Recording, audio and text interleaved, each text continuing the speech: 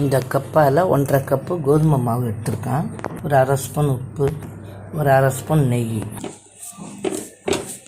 கொஞ்சம் தலைன்னு பிசைஞ்சிக்கணும். ஒரு 1/4 மணி நேரம் நல்லா பிசைஞ்சு ஒரு 1/4 மணி நேரம் ஊற வைக்கணும் மாவை.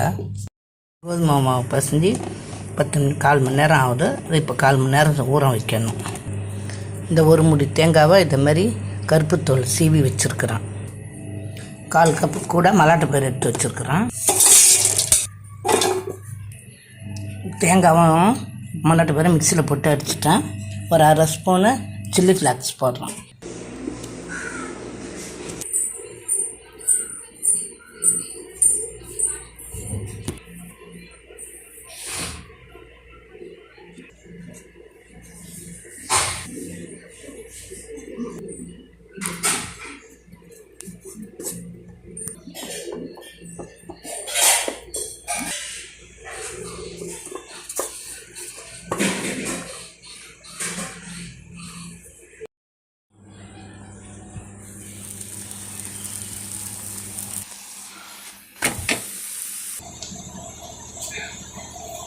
பாருங்கள் எவ்வளோ சாஃப்டாக இருக்கு. இல்லை தேங்காய், மிளகாய், சோம்பு போட்டு அரைச்சி வச்சுருக்கிறேன்.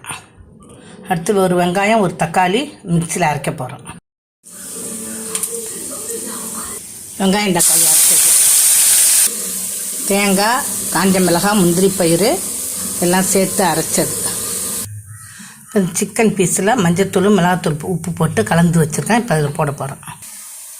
எல்லாத்தையும் போட்டோம். இஞ்சி பூண்டு சாந்து 1 ஸ்பூன் போடுறோம். 1 டம்ளர் தண்ணி ஊற்றுறோம். ஒரு 10 நிமிஷம் கொதிக்கட்டும்.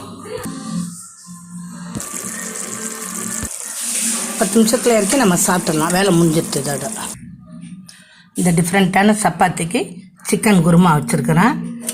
எவ்வளோ சாஃப்டாக இருக்குது பாருங்கள். என்ன பாருங்கள், சூப்பராக இருக்கும். இதை மாதிரி நீங்களும் செஞ்சு சாப்பிட்டு பாருங்கள்.